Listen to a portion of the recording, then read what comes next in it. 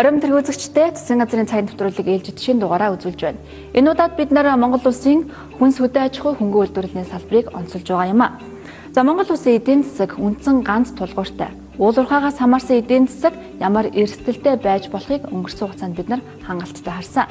За тэгвэл эдийн засгийн бүтцээ өргөжүүлж уул уурхаагаас гадна хүнсний салбар, хөдөө аж ахуйн салбарыг эдийн засгийн гол тулгуураа болгох чиглэлийг засгийн газраас барин ажиллаж байгаа юм а. За тэгвэл хүнс хөдөө аж ахуй хөнгөн үйлдвэрлэлийн салбар Монгол улсын эдийн засагт ямар хувь нэмэр оруулж болох, ямар нөөц боломж энэ салбарт байгаа. Засгийн газраас ямар бодлого шийдвэрээр ажиллаж байгаа талаарх мэдээллийг бид энэ удаагийн нэвтрүүлгээрээ үзүүлэх болно.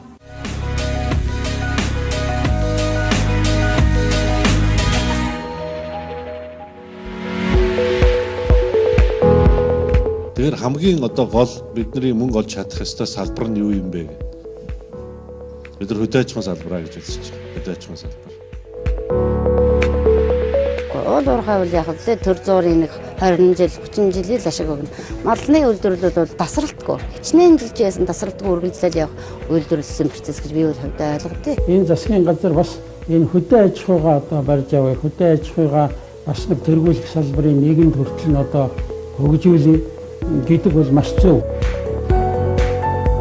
Эрүүл хүнс, эрүүл Монгол хүн гэдэг зорилтын доор үед Магасууны анх дугаар аян, Атрын 3 дугаар аян, үйлдвэржилт 2100, за мал эрүүлжүүлэх үндэсний хөтөлбөр. Ийм томоохон хөтөлбөрүүдийг ингээд 4 том хөтөлбөр ингээд хэрэгцээлээ тавьсан байж байна. Хамгийн гол нь бол бид нэгдүгээр дотооддоо юм хэрэгцээтэй шаардлагатай юм дотооддоо үйлдвэрлэж чадна гэдэг бол эдийн засгт бол маш том үзүүлэлт гэж ойлгож байгаа. 21 аймагт 100 үйлдвэрүүд байгуулсан гэдэг бол энэ өөрөө эдийн засгийн бас нэлээд том эерэг үр дүн үзүүлэх тийм хөтөлбөр болж болох гэж бид тооцоолж харж байна. Дээр нь ахаад эдийн засгийн маш богинохон хугацаанд босгож олон хүн ах хүн амьдралаас ажиллах юм болцоо нөхцөлтэй ийм салбар болж байна. Дэлхийн зах зээл биднийг ураад хүсээд хүлээж авдаг болно гэдэгт би итгэлтэй байна.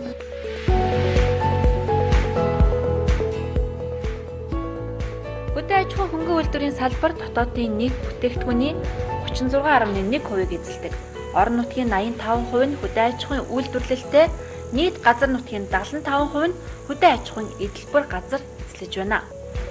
Хөдөө аж ахуйн салбар бол монголчууд өг дээдсээсээ өксүүлээд үе уламжлалан залгамжилж ирсэн бидний хамгийн хийж чаддаг ажил үйлчилгээ байдаг ийм салбар. Тэгэхээр манай хөдөө аж ахуйн салбар бол монголчуудын эдийн засгийн суурь салбар. Бидний хүнс хоолтой холбоотой. Монгол улсын өөрийн түүх соёлтой холбоотой юм салбар. Энэ утгаараа бол Монгол улсын нийт ажиллах хүчний 70% манай салбарт ажиллаж байна. Монгол улсын хувьд бол эдийн засгийн нэг голлох салбар бол яхахгүй хөдөө аж ахуй. Уул уурхайн дараа ер нь энэ материалын үйлдвэрийн салбараас бол хөдөө аж ахуй бол яхахгүй мөн. Бид графикта улаан өнгөр хөдөө аж ахуйн салбарыг тэмдэглэсэн бол ногоон өнгөр боловсруулах үйлдвэрлэл, цэнхэр өнгөр уул уурхай салбарыг тэмдэглэлээ. Эндээс харахад хөдөө аж ахуйн салбарын эдийн засагт оруулж байгаа хувь нэмэр урт хугацаанд тогтвортой байж ирсэн ба бусад салбаруудын уналттай үед эдийн засгийн гол хөдөлгөгч хүч байсаар ирсэн нь харагдаж байна. Хөдөө аж ахуйн салбар өнөөдрийн байдлаар дотоодын нийт бүтээгдэхүүний 16.1%-тай тэнцэж байгаа юм. За үүнийг 18%-аас дээш болгох. За нөгөө талд нь уул уурхайн салбарыг 25%-аас дээшгүй байлгах нь эдийн засгийн бүтцийн хувьд зохистой үзүүлэлт байх юм а гэж албаны хүмүүс мэдэгдэж байгаа юм а. Малчин үед бол хөдөө аж ахуй бол ер нь Монгол орн гэж авч явах гол салбар шүү дээ. Монгол улс 2016 оны жилийн эцсийн мал тоолгоор 61.5 сая толгой мал тоолж түүхэндээ хамгийн их малтай боллоо. Монгол малаас хаях зүйл нэгэхэн ч үгүй. Адаглаад амьсгалыг нь хүртэл ашиглаж болно гэдэг. Энэ их малыг бид яаж эдийн засгийн эргэлтэнд оруулж болох вэ? Монгол малын мах дэлхийд ховор тооцогдох өндөр шимтэй, жинхэнэ органик бүтээгдэхүүн гэж үнэлэгддэг. Гэхдээ зөвхөн эрүүл малын мах л эдийн засгийн эргэлтэнд орж дэлхийн зах зээлд гарах ёстой. Ажил авал хүлээж авсан хамгийн том хүндрэл бэрхшээл бол энэ малын өвчлөлийн асуудал байсан. Монгол улсын баруун зүй төв хангай бүх бүс нутгууд маань үндсэндээ баг малын өвчлөлтөй хүнд байсан. За энэ рүү бид онцгой анхаарал хандуулж ажилласан. Өнөөдөр өнөөдрийн байдлаар бол бид өвчнийг бас нэлээд голомтоос нь хязгаарлалтын дэглэмд оруулж өвчнийг бас жоохон хяналтанд авч чадж байна. Би одоо мал маллаад 25 6 жил болж байна. мал аж ахуйн салбар бол ер нь Монгол улсын гол үйлдвэрлэлийн нэг шүү дээ. Энэ мал гэдэг чинь бол ер нь зарлага багтаа үйлдвэрлэл нэгэсэндээ хөгжиж ийн гэсэн үг байхгүй юу? Ер нь мал аж ахуйн гаралтай бүтээгдэхүүнийг бид нэр экспортод гаргана гэдэг ажил бол бүх нийтийн ажил болчихж байгаа. Бид нар зөвхөн эсвэл хэдэн бах комбинатуудын ажил бас нөгөө талаа биш юм аа. Энэ бол нийт бид бүхэн энэ Монголын бизнес байж ажил энэ эдийн засагт хувь нэмрээ оруулж эхэлнэ. Яста. Оросын холбооны улс бол Монгол улстай мал руу хөтөлбөрөөр хамтран ажиллаад болсон. Дээр нь би нэгдсэн үндэсний байгууллага хүнс хөдөлгөөний байгууллагынхантай уулзсан. Тэд бас бидэнтэй хамтарч энэ Монгол улсын мал руу үндэсний хөтөлбөрийг хамтран хэрэгжүүлье гэдэг шийдвэр гаргасан. Тэгээ одоо нүүб хүнс хөдөлгөөний байгууллагаас экспертүүд ирэх гэж байна. Оросын холбооны улсаас ус мэргэжилтүүд ирэх гэж байна. Тэгээ бид хамтарч газар дээр нь ажил судалгаа хийгээд тэгээ төлөвлөгөө гаргаад цаашдаа Монгол улсынхаа малыг яаж хэрэгжүүлэх юм бэ гэж хэлээр гаргаж ажиллана. Бид энэ ойрын хугацаанд эвлүүлжүүлэх ажлыг цогцоор нь бүрэн хугацаанд хийж чадах юм бол жилдээ бол бидний 10 сая толгой мал буюу 100 гаруй мянган тонн махыг бол экспортлох бүрэн боломжтой. Эннээс гарах эдийн засгийн үр ашиг маань бол маш их байгаа. Тэгээ энэ тал дээр бол засгийн газар нэлээд хүч тавьж ажиллаж байна. Малаас үрдэж болох нэг том нөөц бол сүү. Монгол улс нэг жилд гэхэд 850 сая литр сүүний бүрэн нөөцтэй байдаг ч үүний ердөө 30-40%-ийг нь л ашиглаж чаддаг.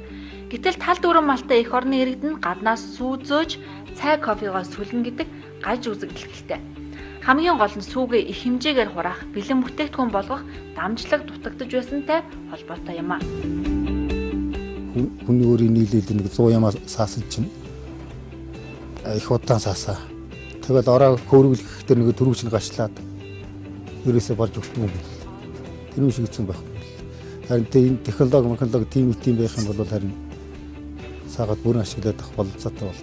Одоо энэ ашиглагдаж чадахгүйгаа сүүнийхээ нөөцийг, махынхаа нөөцийг ашиглахын тулд одоо төрөх хувийн хвшлийн түншлэлийн хүрээнд одоо Монгол улсын ерхий сайд Япон улсад очиж ажиллах хүрээнд Монгол улсын Монгол Драй Милк компани болон Япон улсын Пресай гэдэг компанитай хамтран ажиллах гэрээ байгуулсан байгаа. Энэ хүрээнд эхний ажлууд маань явагдаад туршилтын тоног төхөөрөмж 2 сар танилцуулсан байгаа.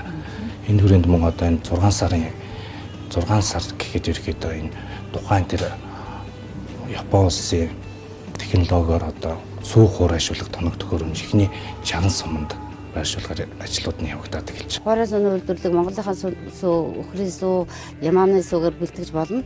Тэрийг бол дэмжин маш их дэмжин. Энэ ажлын хүрээнд одоо хөдөө аж ахуй орон нутгийн сумдад байгаа бид өхөө ашиглаж чадахгүй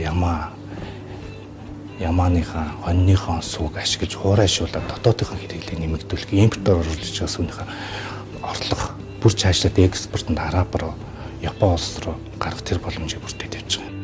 Хүн өдөрт 200 г сүү уухад тухайн хүний эрүүл байх нэг үндэс болдог. Ялангуяа хүүхдүүд өдрийн хэрэгцээгээ бүрэн авч чадвал эрүүл Монгол хүн өсч торних эхлэл болох юм а. Эдийн засгийн хувьд ч Монгол сүг гадны улсууд сонирхож Монгол ямааны сүг Арабын улсууд хэрэглэх хүсэлтэй байгаагаа илэрхийлж байгаа юм а.